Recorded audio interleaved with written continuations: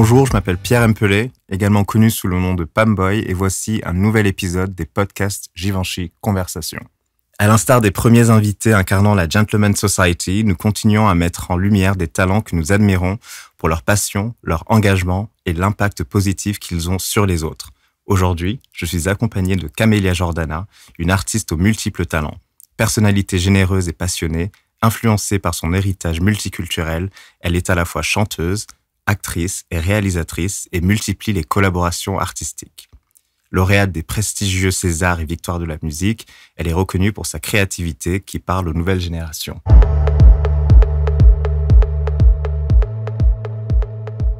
Bonjour Camélia.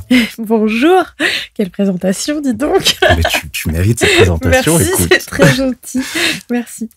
Alors on va commencer par une question sur la masculinité. Ouais. Quelle est ta vision de la masculinité ? Qu'est-ce que ça veut dire pour toi ? C'est tellement riche. C'est difficile de répondre simplement à cette question. La masculinité, déjà, ce que je trouve très important, c'est que autour de ce terme, de cet archétype, de ce concept, de tout ce que ça englobe à notre époque, de toute l'histoire que ça incarne, enfin, c'est très dense, quoi. Ce qui m'intéresse, en tout cas, aujourd'hui, c'est le questionnement qu'il y a autour de ce terme. Déjà, ce que je trouve magnifique, c'est que, bon, voilà, on vit à une époque où la masculinité est interrogée. La masculinité est plurielle. Moi, ça fait quelques années que c'est un sujet qui m'intéresse énormément. Donc, j'essaie de lire beaucoup, d'écouter beaucoup de podcasts, justement, qui traitent de ce sujet-là. Et c'est assez marrant, par exemple, de me rendre compte, tu vois, c'est un peu... Enfin, c'est marrant de me dire, par exemple, que depuis peu, je peux trouver des personnes qui se présentent comme des femmes viriles. Oui. Alors que la virilité, c'est quand même une chose qu'on a toujours attribuée à la masculinité. En tout cas, moi, j'ai grandi plutôt avec une éducation comme ça, que ce soit dans l'intimité, tu vois, dans la famille ou à l'extérieur, dans la société. Donc, c'est vrai que c'est très dense. En tout cas, je dois dire que ce qui, moi, m'intéresse dans la masculinité contemporaine, c'est justement le fait qu'elle puisse être en mouvement et qu'elle soit pas figée. Ça, c'est sûr.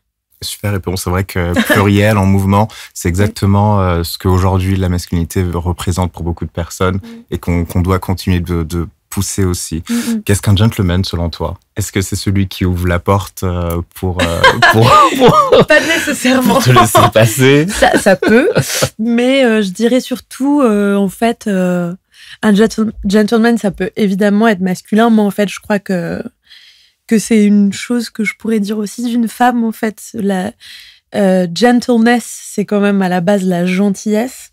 Et en fait, je crois que la gentillesse, c'est une qualité qui est vue étonnamment, peut-être plus en France, je sais pas, mais c'est une sensation que j'ai comme ça, presque comme une qualité qui a perdu un peu de sa valeur, tu sais, qui a un peu...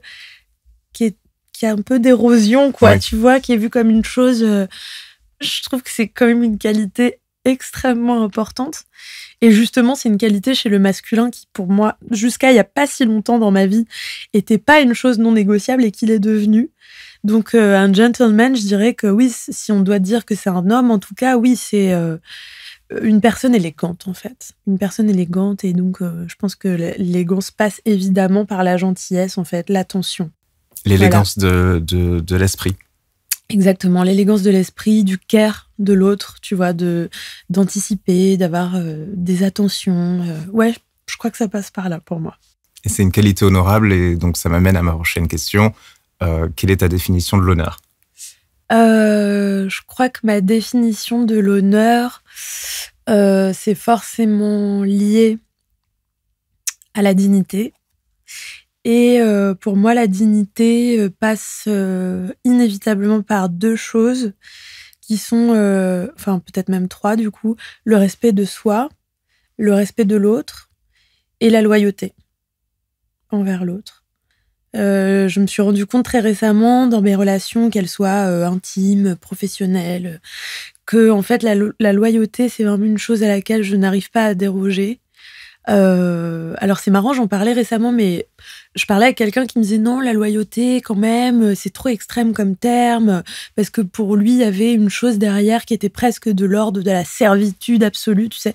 Alors que pour moi, et du coup, on a vérifié ensemble la définition pour être certaine, parce que je me suis dit, mince, faut pas que je dise des choses comme ça, du coup, si c'est vraiment ça la définition qu'on entend. Et en ayant vérifié, en fait, derrière la loyauté, il y a juste la notion d'honnêteté et de droiture.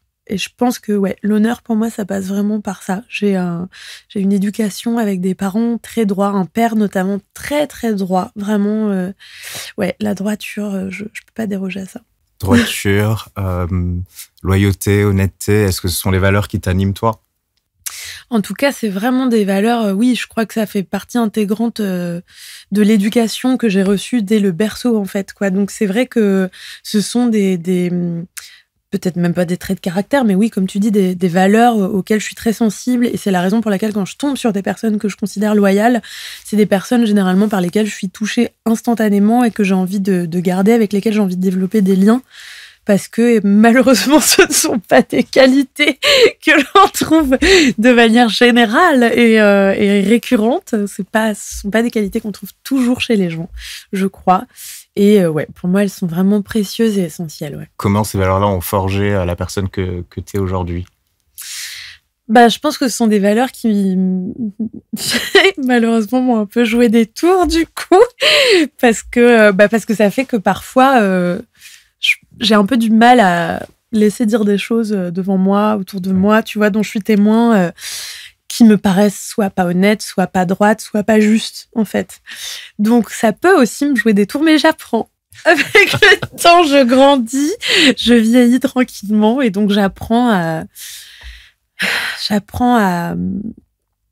lâcher prise quant à ces valeurs-là. En tout cas, quant au fait de devoir signifier que je ne suis pas en accord avec une chose que j'entends qui me paraît pas juste, pas droite et pas honnête, quoi. Mais en tout cas, oui, du coup, de fait, ce sont des valeurs qui font celle que je suis, je crois. Tu dis que tu vieillis. Est-ce que tu dirais aussi que tu deviens peut-être plus sage ? Et donc, je vais te demander qu'est-ce que tu dirais à ton moi plus jeune ? Déjà, je lui dirais calm down, ça va bien se passer. et puis, je lui dirais oui, en effet, qu'en fait, il faut choisir ses combats et que pour pouvoir faire évoluer les choses, c'est important d'intégrer les choses et donc d'apprendre à comprendre comment est structuré un système. Oui. Pour pouvoir essayer de le faire évoluer. Parfois, en fait, c'est vrai que, pareil, je me suis rendu compte récemment qu'en fait, la franchise, c'était pas une chose qui rassurait forcément les gens. Or, moi, c'est une chose dans ma nature qui me rassure énormément parce que je crois que, voilà, moi, quand on me dit les choses, déjà, j'ai besoin de les comprendre, d'être sûre que j'ai bien compris d'un bout à l'autre. Et quand c'est le cas, du coup, je suis rassurée parce que pour moi, les choses sont claires. Or, il y a des gens pour lesquels c'est un peu violent, en fait, quand on dit les choses de manière claire comme ça. Il y a des gens pour qui c'est un peu trop frontal, pour qui ça peut ils peuvent être bousculés, ils ou elles peuvent être bousculés. Et ça, c'est une chose que je dirais à ma moi jeune. Je lui dirais tranquille, en fait. Pas tout le monde est fait comme toi, pas tout le monde est fait comme ça. Et donc, il y a des fois où il faut apprendre à peut-être faire preuve de plus de souplesse, dire les choses petit à petit, les faire comprendre d'une certaine manière plutôt qu'une autre, pour en fait mieux les faire comprendre et arriver mieux à être dans un lien apaisé qui évolue, plutôt que de dire les choses de but en blanc, parce que pour moi c'est naturel, mais pour d'autres gens ça l'est moins, en tout cas pas sous cette forme-là, quoi. Ça, je comprends tout à fait. Alors en toute franchise, quel est ton message au monde ? Quel message tu voudrais adresser au monde ? Il y en a pas mal, mais sans rentrer dans des trucs où on enfonce des portes ouvertes avec l'amour, la paix dans le monde, la fin de la guerre et tout ça. Je pense que l'air de rien, mais pour quand même pouvoir avoir ça en fin de parcours, je crois profondément que la clé passe par l'amour de soi. Et l'amour de soi, c'est très difficile. C'est le travail d'une vie, parce qu'en plus, on évolue toute la vie.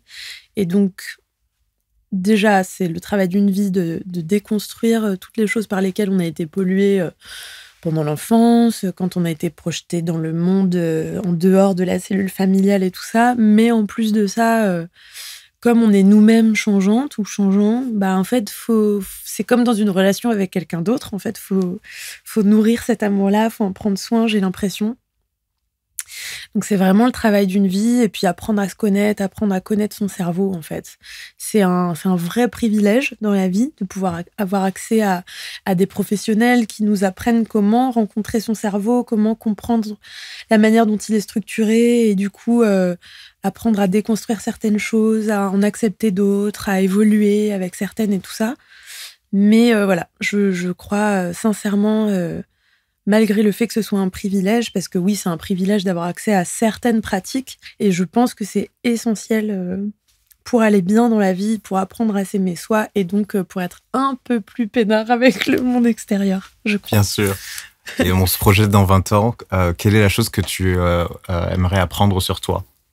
C'est pas facile ça comme question. Alors, mais c'est une très bonne question par ailleurs. Ce qui est sûr, c'est que dans 20 ans, j'adorerais avoir fait un ou plusieurs films de fiction. Dans 20 ans, j'aimerais me dire que j'ai réussi à tenir une certaine ligne dans la sincérité de mes projets. Très belle réponse. Merci. Mais c'est vraiment beaucoup de boulot pour le coup de tenir cette ligne-là. Et ouais, j'aimerais bien me dire que dans 20 ans que j'aurais tenu ça, ouais. Je reviens sur tes récompenses, elles t'ont donné confiance en toi. T'es superbement lookée. Quel est ton rapport à la mode ? Le rapport que j'ai à la mode est assez important, je dois dire, pour plusieurs raisons. La première, c'est que j'ai la chance que cette industrie m'ait acceptée et m'ait ouvert la porte il y a 4-5 ans maintenant, ce qui est une grande chance, je dois dire. Mais donc, écoute, à l'époque du César, en fait, j'ai eu la chance, voilà, que les gens de cette industrie, que certains créateurs, certaines créatrices commencent à s'intéresser sérieusement à mon parcours, à ce que je défendais comme discours, aux causes qui me touchaient, à ce que je racontais dans mes chansons, aux histoires que j'avais envie de défendre dans les films, les personnages que je voulais incarner et tout ça. Et du coup, franchement, c'était une expérience dingue. C'est un monde qui m'intéresse. C'est une manière de créer qui m'intéresse beaucoup. Quotidiennement, je vais voir le travail de certains créateurs, certaines créatrices, les campagnes, la manière dont c'est traité, les artistes avec lesquels ils ou elles font des collaborations. Et en plus de ça, pour moi, la mode, enfin, de manière un petit peu plus intime, indépendamment de cette industrie, de la manière dont c'est créé et tout ça, j'avoue que moi, j'ai un rapport très intime, en fait, à ça, parce que, si tu veux, quand j'étais au lycée, non, même au collège, j'allais faire les puces de Hier les Palmiers, et je revenais avec des pantalons, avec des talons, des chaussures, des escarpins d'époque. Je chopais des valises hallucinantes. J'avais mes Wayfarers sur le nez et les gens me regardaient genre, mais qu'est-ce que c'est cette créature, tu vois ? Vraiment, j'ai toujours aimé m'inventer un monde avec mes vêtements. Et aujourd'hui, bon, je suis peut-être un petit peu plus rangée qu'à l'époque. Mais c'est vrai que d'un jour à l'autre, j'adore passer d'un style à l'autre et me raconter mon histoire et me servir de mes vêtements aussi parfois comme d'une armure en fonction des rendez-vous qui m'attendent dans la journée et tout ça. Donc non, j'ai un vrai rapport à la mode, on va pas se mentir. Oh, c'est super que tu dis ça, puisqu'en plus, un des pouvoirs de la mode, c'est ce pouvoir d'expression et de se présenter au monde. On peut faire la même chose avec un parfum. Quelle est, toi, ta vision du parfum ? Comment tu l'utilises et est-ce que c'est aussi important pour toi un parfum qu'une tenue ? Alors oui, pour moi, le parfum, c'est ma première armure. Pour le coup, j'ai évoqué cette notion-là. C'est mon premier bouclier dans le sens où le parfum que je porte, c'est un parfum que je porte non pas pour dégager cette odeur-là, mais plutôt pour l'avoir avec moi et la porter et qu'elle m'accompagne toute la journée. Et c'est la première chose que je fais, en fait, que je sors de la douche. Mon parfum, c'est non négociable. Il m'arrive même en retard de remonter chez moi si j'ai oublié de le mettre parce que j'étais allée en speed et tout ça. Et ouais, c'est vraiment c'est la première chose qui m'habille en fait, et c'est la chose avec laquelle peu importe où je suis, peu importe ce qui se passe, j'ai un morceau de mon intimité, de mon identité avec moi qui ne peut pas bouger en fait. Et ce qui est hyper important pour moi, parce qu'en effet, je fais un travail que je monte sur scène, en fait. Faut l'air de rien, faut être un peu paré quand tu te retrouves face à des gens qui te regardent, qui ont payé leur ticket, qui disent « Allez !» qui disent « Bon, et alors maintenant, en vrai, qu'est-ce que ça donne ?»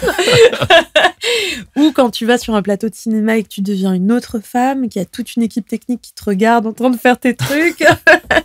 Ou encore une fois, pareil, tu vois que il y a une notion de transformation quand même dans mes différentes casquettes, sous mes différentes casquettes, qui est vraiment très importante, qui est très ludique et qui est l'une des choses que je préfère dans mes métiers différents, dans mes différents métiers. Mais c'est vrai que du coup, le parfum, c'est vraiment l'endroit où, voilà, il reste un petit bout de moi comme une protection, quoi. Donc c'est rassurant, un parfum. Exactement, c'est très rassurant. Est-ce que tu aurais des souvenirs olfactifs à partager avec nous? Écoute, j'en ai un qui est très important pour moi, qui est à chaque fois, les rares fois où j'arrive à dégager du temps dans mon emploi du temps pour descendre dans le sud. Parce que je suis née à Toulon, j'ai grandi entre la Landéhière et Toulon et ce coin-là. De la Côte d'Azur, j'ai eu cette chance extraordinaire. Et vivant à Paris, avec le rythme de vie que j'ai, ma famille du coup est toujours dans le sud, donc j'essaie de descendre le plus possible pour pouvoir les voir. Et c'est vrai qu'avec ce rythme de vie parisien, dès que je descends dans le sud, avant même de voir ma famille, vraiment, il y a l'odeur du sud. L'air, en fait. L'air du sud, l'air des pins, l'air de la mer qui est pas trop loin. Et vraiment, cette odeur-là, elle a un pouvoir sur mon état intérieur, mais qui est instantané. C'est-à-dire que vraiment, il y a l'eau de mon corps, tu sais, qui s'aligne aux vibrations du sud instantanément. C'est magique et c'est une odeur qui m'est précieuse. Et ce qui est formidable, c'est que ça, je sais que c'est une odeur qui bougera jamais a priori. Oui. Encore une fois, j'ai mon éco-anxiété qui s'agite, mais voilà, je sais qu'en tout cas, il y aura toujours cette petite différence entre l'air parisien qu'on respire et cet air du sud qui est aussi en fait l'air de l'enfance, quoi, je pense. J'adore cette réponse je sens beaucoup d'amour pour le sud. Ouais. Donc, je vais te demander, évidemment, quel est le parfum de l'amour pour toi? Ah, le parfum de l'amour, je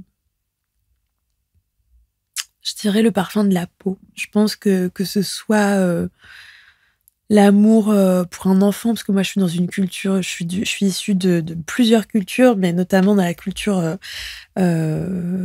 d'Afrique du Nord, arabe d'Afrique du Nord. Vraiment, les enfants sont considérés comme des anges et sont considérés comme les êtres les plus précieux, vraiment. Et donc, je crois que l'amour le plus grand qu'on puisse ressentir dans cette culture-là, dans ma culture, c'est dans l'une de mes cultures, c'est l'amour pour les enfants. Et c'est vrai que je me dis, voilà, que ce soit l'amour pour un enfant, l'amour que j'ai pour ma mère ou pour mon père ou pour ma sœur, mon petit frère, l'amour de l'être aimé, l'amour sensuel d'un amant, l'amour de mes amis. Enfin, je pense que toutes les personnes qui me sont chères, je suis très sensible aux odeurs depuis petite, vraiment. Je pense que je connais l'odeur de la peau de chaque personne qui m'est chère, quoi. Ah oui. Donc ouais, je dirais l'odeur de l'amour, pour moi, c'est l'odeur de la peau, ouais. Et est-ce que c'est aussi l'odeur du bonheur? Je pense. L'odeur, le bonheur, je crois pas à une identité propre du bonheur. Je crois que le bonheur, c'est des instants où on a le sentiment... j'avais une amie qui appelait ça les karma points. Tu sais, où tu sens que chaque chose est à sa place, en fait. Et on retombe sur l'eau du corps, tu sais, qui vibre, tu sens que t'es aligné et que les choses sont toutes alignées ensemble. Un peu comme quand on joue de la musique sur scène et que tout le monde respire en même temps et qu'il y a une espèce de truc où ça groove, tu sens que les gens, ils sont en train de kiffer. Enfin, il y a un truc où, voilà, tout le monde respire ensemble. Et pour moi, les moments de bonheur, ce serait ça. Donc, je crois que l'odeur du bonheur, du coup, elle est peut-être multiple. Ce serait l'odeur d'un souffle, voilà, pour que tout respire en même temps. C'est beau ça, l'odeur d'un souffle. Alors, on va parler création et inspiration. Comment ton art a-t-il impacté positivement les personnes autour de toi? Il y a une chose qui est assez extraordinaire avec ce métier, je dois le dire, et j'en parlais à nouveau il n'y a pas longtemps. C'est que je crois qu'on fait le métier d'artiste dans la vie, en tout cas comme j'ai l'impression, moi, de le projeter et de le vivre, parce qu'on n'a pas d'autre choix. C'est-à-dire que je pense que c'est un un choix de vie qu'on fait, mais qu'on fait pas vraiment, dans le sens où je crois que quand on est artiste parce que c'est la seule manière qu'on a de vivre, en fait, de survivre, en fait. C'est la manière qu'on a trouvé de pouvoir exprimer le chahut intérieur permanent. Et en fait, je crois que du coup, ce qui est sublime avec ce métier d'artiste, c'est qu'en fait, on extériorise ce chahut intérieur permanent, mais qui peut être un chahut joyeux et lumineux. Hein. C'est pas forcément sombre et dur, ça peut l'être, mais pas que. Et en fait, ce qui est magnifique, c'est qu'on a ce besoin, je crois, de dire les choses. Et ce qui est extraordinaire, c'est que donc on le fait à la base pour soi, parce qu'avant d'avoir un public, la première fois, avant de rencontrer son public, quand on a écrit des chansons et des chansons et des chansons, ou qu'on a écrit des films et des films et des films, avant qu'il y en ait un qui se fasse vraiment et qu'il arrive à toucher le public, les choses, on les a faites pour soi, on les a pas faites en se disant il faut qu'elles arrivent à quelqu'un. À la base, on les a faites parce qu'il y avait ce besoin qu'elles soient dehors. Et ce qui est extraordinaire avec l'art, c'est que c'est fait comme un soin à soi, et qu'en fait, quand ça arrive à l'autre, ça le soigne aussi.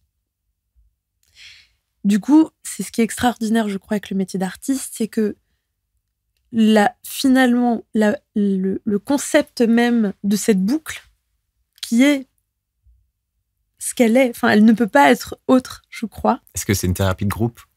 Ouais, exactement, c'est très juste. Je crois que l'art fait ça. Je crois que l'art, c'est une espèce de thérapie de groupe. Et quelles sont les personnes, toi, qui t'inspirent dans la vie de tous les jours ? Mais je crois que les femmes, en général, vraiment, de jour en jour, mon admiration, mon amour et ma tendresse et mon respect pour les femmes vraiment grandissent à vue d'œil, quoi. Parce que je trouve que les femmes sont des êtres absolument extraordinaires, qui vivent des choses surhumaines, quotidiennement, de manière consciente ou non d'ailleurs. Et le tout en accomplissant des choses avec une force et une sagesse qui, moi, m'épate, vraiment. Ouais. On va parler un petit peu de musique. Oui. Quand et comment l'impulsion créative apparaît-elle au début d'un projet ? Alors, je pense que ça dépend. Me concernant, par exemple, je vois mon 3e album, Lost, ça a été un cri du cœur. Tu en parlais de cette création de survie. Ça a vraiment été le cas. Il y avait trop de choses, j'avais trop de choses en dedans qu'il fallait que je sorte. Et ça s'est avéré être cet album-là, très engagé, influencé par beaucoup de musiques très différentes les unes des autres. Ça allait de la soul au hip-hop, à la musique traditionnelle mauritanienne, congolaise, enfin vraiment algérienne. Il y avait vraiment beaucoup de choses très différentes. L'album d'avant, mon dernier, le 4e, qui est un double album, il y avait une partie qui était pop parce que justement, en fait, ce 3e album que j'ai adoré faire m'avait tellement coûté en énergie, en charge mentale, en combat pour qu'il existe, parce que c'était pas du tout un album populaire et que j'avais des partenaires qui, eux, travaillaient des projets populaires, donc ça a été un projet vraiment très difficile à porter à bout de bras pour moi pendant 4 années. Enfin, vraiment, c'était très fastidieux. Donc, en sortant de là, je me suis dit, bon, là, on va faire quelque chose de simple parce que là, j'ai perdu trop d'amour pour mon métier, c'est pas possible. Donc, je me suis dit, bon, ok, là, j'ai envie de faire de la pop, j'ai envie de revenir à mes premiers amours. Donc, je me suis retrouvée à faire de la pop avec plein de personnes en studio de manière numérique. Et finalement, mes autres premières amours me manquaient aussi, c'est-à-dire du live avec d'autres musiciens et musiciennes en studio. Donc la journée, je faisais de la pop avec des gens. Le soir, je me retrouvais à faire mes autres chansons en piano-voix. Et puis une fois arrivée à la fin, je me suis dit, mais je peux pas faire l'une et pas l'autre. Elles ont été faites en même temps, ça n'a pas de sens. Donc ça a donné un double album hybride comme ça, avec de la pop d'un côté, du live de l'autre. C'est assez différent. Là, pour le prochain, j'étais au Brésil, j'étais dans un musée de minéralogie. Ouais, et qui du coup, j'ai eu des révélations en le voyant. Alors c'est très frais, donc je vais pas vous en dire grand chose parce que si ça se trouve dans 3 semaines, ça sera changé, tu vois. Donc je vais le processus créatif qui peut changer à tout exactement, moment. qui évolue en permanence. Mais en tout cas, ce qui est certain, me concernant, c'est que l'actualité est une chose qui impacte énormément mon processus créatif. Vraiment. J'ai eu la chance à 16 ans, c'est-à-dire vraiment enfant en fait, de rencontrer des artistes qui eux-mêmes étaient très politisés. Donc on était dans un bus 9 places pour ma première tournée à faire le tour de la France entière. Et c'était dans les plus belles années de ma vie. Et donc on avait une espèce de lune, c'était, tu sais, les premières enceintes sur lesquelles on mettait de la musique là. Donc tout le monde se battait pour mettre sa musique, sa playlist, son truc, son album. Donc moi je découvrais ce qui aujourd'hui fait partie de mon ADN musical. À l'époque, c'était des gens aussi que je voyais créer, je les voyais faire des chansons. Alors, on passait des heures au café à lire les journaux, encore une fois, débattre et tout ça. Et puis derrière, je voyais un article, la manière qu'ils en avaient débattre, et je voyais toute l'évolution de cet article qui était extrêmement choquant à un texte absolument sublimissime, à une chose qui prenait vie en musique, au traitement, du coup, à la manière dont l'arrangement était créé, parce qu'en plus, c'est des gens qui ont la culture du son analogique. Donc, c'est des personnes qui, s'ils vont sampler des choses, vont créer leur propre sample. Tu vois, ils vont pas aller... Oui. Et j'adore, par ailleurs, les personnes qui samplent d'autres morceaux. C'est des créations magnifiques aussi. Mais en l'occurrence, c'est vraiment tu vois, des artisans de dingue. Et je les voyais après, voilà, construire cet arrangement tel vraiment un tableau. C'est vraiment des plasticiens, quoi, avec des couleurs, avec des endroits, avec des équilibres pour arriver jusqu'au mix, au mastering. Et après ça, il y avait une création visuelle. Enfin voilà, tout ce processus créatif extraordinaire partait d'un événement politique qui était relaté par un journaliste dans un journal, tu vois. Donc je pense que c'est quand même très lié à ce que je vois du monde et la manière que ça a de me toucher et que ça a de se déposer en moi, quoi.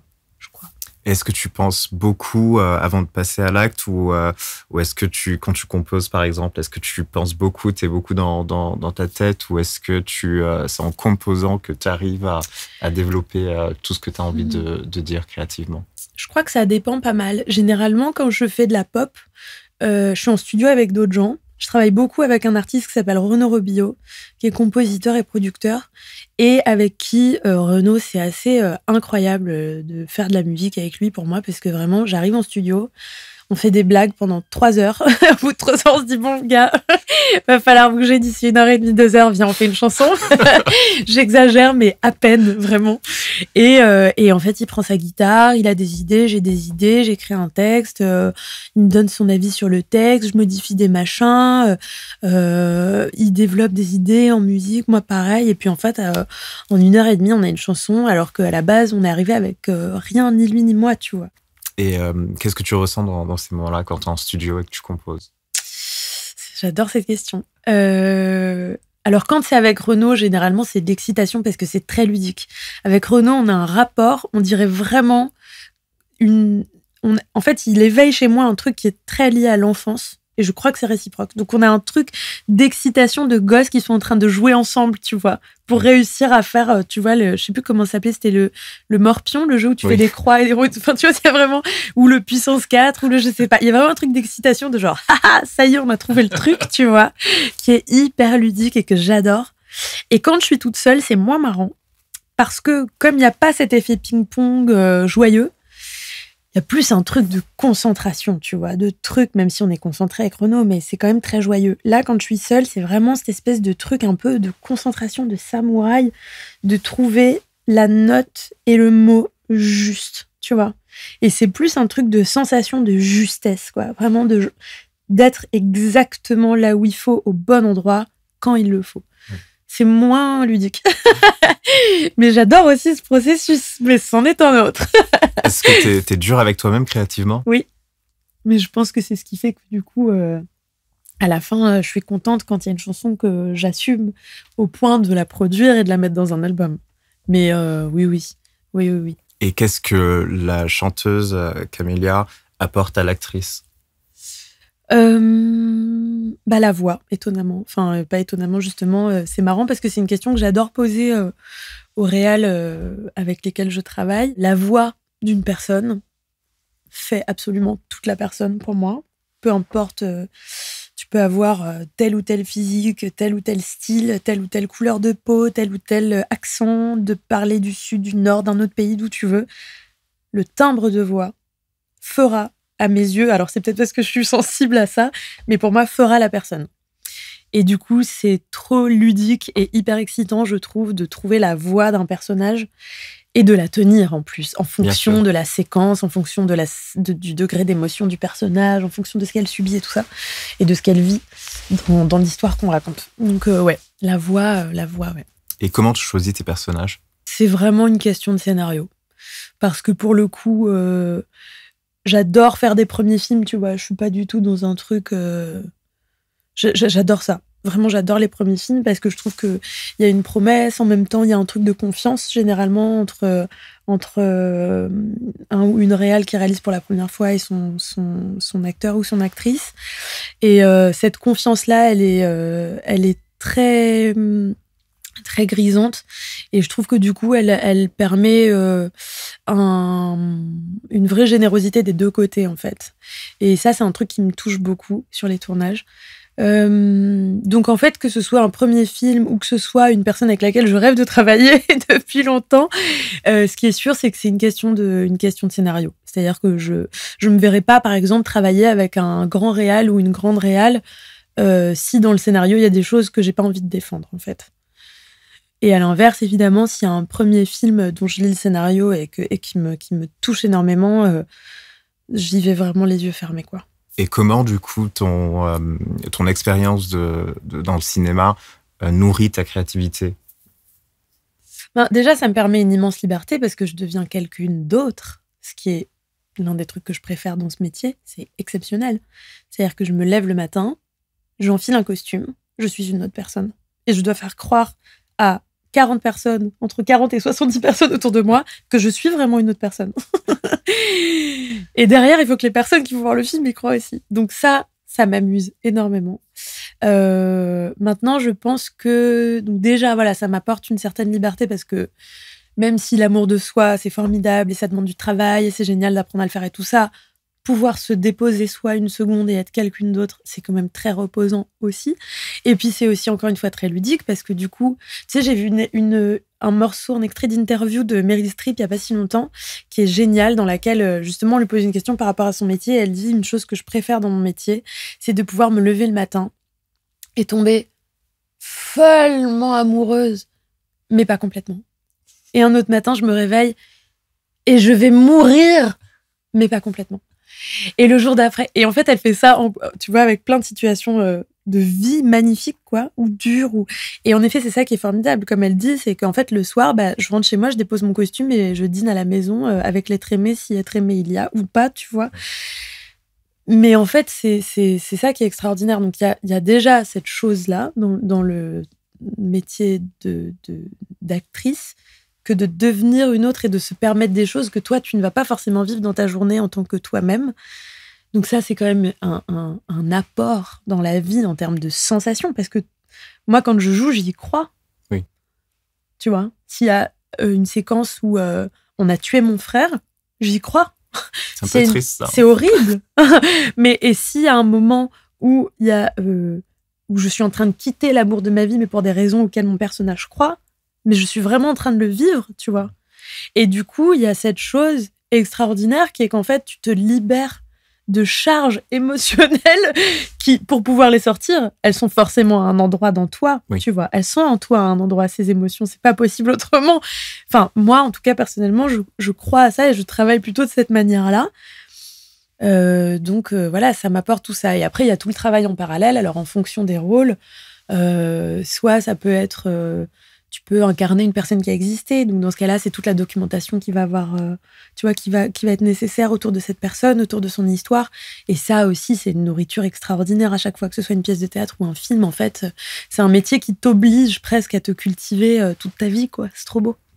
Dernière question. Est-ce que tu as un alter ego ? Parce que parfois, tu arrives au studio et t'es pas Camélia, t'es quelqu'un d'autre et ça se passe différemment. Alors, c'est pas au studio, justement, parce qu'en studio, j'ai vraiment besoin d'être moi, comme je te disais, c'est pour ce truc un peu d'être à l'endroit le plus juste, et ça, c'est quand même très intérieur.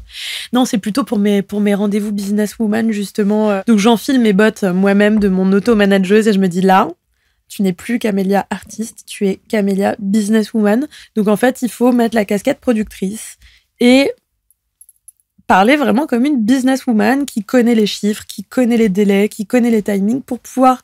en fait, mettre les gens au pied du mur, mais avec douceur, pour finir par arriver à tes fins Si tu le fais pas avec douceur et bonté, de toute façon, ça passe pas. Et moi, en plus, j'aime pas trop quand les gens parlent pas gentiment, donc j'ai plutôt tendance à essayer de parler gentiment aussi dans la vie. Donc, ouais, sincérité, bonté, gentillesse. J'essaie de les garder comme mot d'ordre, même quand j'enfile ma casquette de businesswoman. Super mot de la fin. Écoute, merci beaucoup, Camélia. Merci à toi, Pam. C'était un plaisir. Merci. Merci beaucoup.